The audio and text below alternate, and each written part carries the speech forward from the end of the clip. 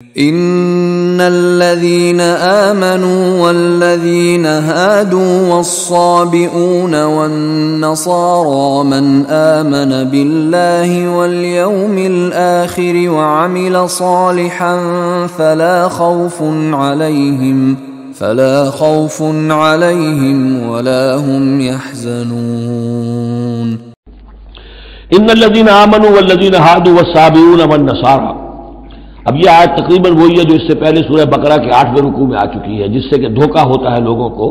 کہ شاید ایمان بالرسالت کی ضرورت نہیں ہے. حالانکہ اب ہم سورہ نساء میں بھی پڑھ آئے ہیں جو اللہ اس کے رسولوں کے مابین تفریق کرے تو اولئک هم الکافرون حقا. باقی وہاں ساری بحث میں کئی بار کر چکا ہوں، اسی بات کو یہاں ذہن میں رکھیے کہ ان تمام صورتوں کے اندر حضور پر ایمان لانے کی دعوت تو قدم قدم پر ہے، قدم قدم پر ہے، قدم قدم پر ہے. لہذا اس سے استغنا کرنا جو ہے سوائے اس کے کہ اپنی نیت میں فساد ہو اور اپنے ہی دل میں کجی پیدا ہو چکی ہو، اور اس کا کوئی امکان نہیں. ان الذین آمنوا، بے شک وہ لوگ جو ایمان لائے، والذین ہادوا، اور جو یہودی ہوئے، والصابئون، اور جو صابی تھے، والنصارى، اور نصارى، من آمن باللہ والیوم الآخر. اب یہاں سمجھ لیجئے موضوع اپنے اپنے زمانے میں جس نے بھی جو ایمان لایا اللہ پر اور یوم آخر پر اور اس نے عمل کیے اچھے، فلا خوف علیہم ولا هم یحزنون، تو ان پر نہ کوئی خوف ہوگا نہ وہ حزن سے دوچار ہوں گے.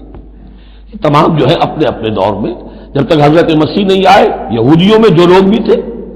وہ کتاب اللہ کے تورات پر یقین رکھتے تھے، موسیٰ کو مانتے تھے، نبیوں کو مانتے تھے، نیک عمل کرتے تھے آخرت. لیکن یہ کہ اصل سے عمل کے معاملے میں کیا ہے، اللہ کی رضا جوئی اور آخرت کی جزا طلبی. عمل کے معاملے میں یہ چیزیں ضروری